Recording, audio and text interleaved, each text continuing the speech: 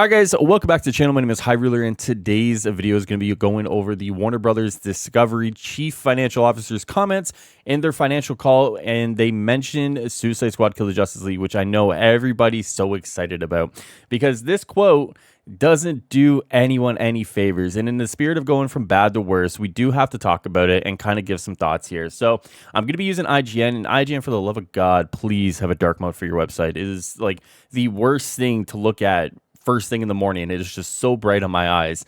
But the title of this is Suicide Squad Kill the Justice League has fallen short of our expectations, Warner Brothers says. Suicide Squad Kill the Justice League has fallen short of our expectations, Warner Brothers Discovery has said. Speaking during a financial call, Warner Brothers Discovery Chief Financial Officer Gunnar Wiedenfels admitted Rocksteady's game hadn't done the business the company had hoped for since going on sale on February 2nd, price at $70, saying it had fallen short of our expectations. Warner Brothers Discovery failed to mention a sales figure for Rocksteady's game, but did say Suicide Squad's failure had set up the company's game business for a tough year-on-year comparison. Last year, Warner Brothers Discovery released Hogwarts Legacy, which went on to become the best-selling game of 2023.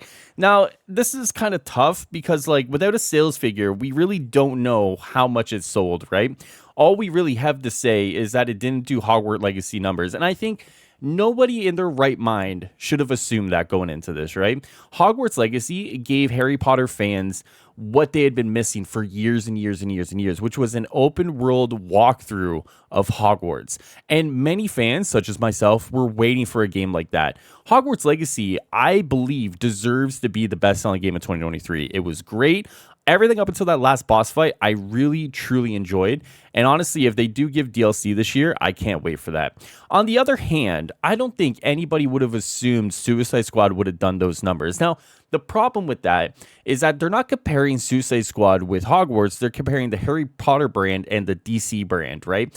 They think that people are going to see DC and just latch onto it, right? Which is why they assumed that this was going to do good numbers. You have to go a little bit deeper in that. Obviously, it's a looter shooter, which is going to pull people away. Obviously, it's a Suicide Squad game, which is going to pull people away. It's not a Justice League game, which is going to pull people away. It's not a Superman or Batman game, right? There's layers to this that you have to peel back to really kind of get the focus of what is going on here. Now, understandably, like, obviously they want it to be a huge success. They want us to do Hogwarts numbers. It just was never going to be the case, and I think that's unrealistic expectations. It almost feels a little bit like Square Enix, where Square Enix will say, and this isn't an Avengers thing, this is like a Square Enix across all their games thing, where they're going to release the game and be like, oh, it didn't do great numbers. And it's like, well, what are you comparing it to, right? If you're going to compare Suicide Squad to the mammoth of Hogwarts Legacy, you're setting yourself up for disappointment. If the game did break even or made a little bit of profit and it can still make more profit throughout the year with the course of the live service aspect, I think they're good. But I think the problem is that they wanted it to do gangbusters. They wanted it to be the door breaker, and it just wasn't that for them. They go on to say this year's Suicide Squad, one of our key video game releases in 2024, has fallen short of our expectations since its release earlier in the quarter, setting our games business up for a tough year-over-year comparison in quarter one. And yeah, I mean, of course, they want their game to be the best-selling game every year, right? That means they make a bunch of money, everyone gets a bunch of bonuses, people keep their jobs, right? Like, that's just kind of the way that works. Unfortunately, I think the reality of the situation is that Suicide Squad was never going to be the Hogwarts Legacy. But without any sort of like financial numbers that they're going to kind of tell people, we just don't know what it did. Did it lose money? Did it break even? You know, unfortunately, we just don't know. And I imagine maybe at some point throughout the year, we will have some sort of clear picture of where Suicide Squad is kind of going. But I mean, obviously, when it wants to be compared to Hogwarts Legacy from their end anyways, yeah, it's a little disappointing. They go on to say Warner Brothers Discovery's comments perhaps don't come as much surprise given Suicide Squad's high-profile struggles. On Steam, the live service action game peaked with 13,459 concurrent players, a figure that has fallen dramatically since launch. At the time of this article's publication, 480 people were playing the game on Valve's platform with a 24-hour peak of 888. Now, I understand what they're trying to say here. Obviously, they're trying to kind of document that the whole game is kind of going down. It's dipping. Obviously, if you guys are paying attention, the last 24 hours and a little bit longer than that have been plagued with obviously some huge bugs now, which are impacting pretty much almost like everybody to a degree, which is why obviously that number is a little smaller than, you know, what it has been, which is probably like 1,000 to 2,000 players, right? Not great, mind you, but there is some context missing, which is why the game has dipped so far below what the average has been for the last like week, 2 weeks, right?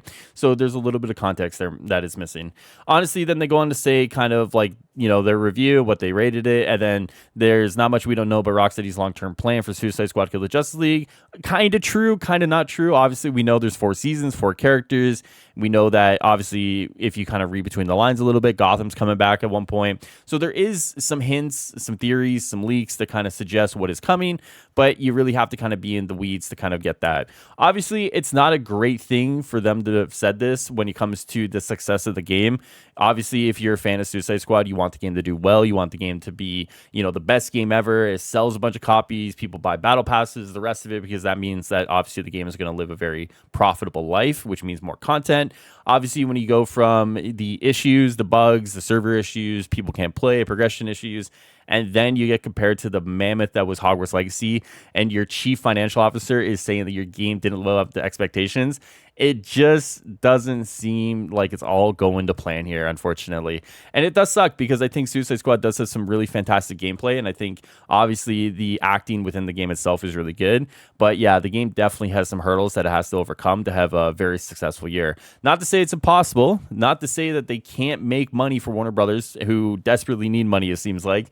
But obviously, when it comes to where it is right now, there is a lot holding it back, and we have to kind of see where it goes. Honestly, patience from our end will kind of see where things are going to go.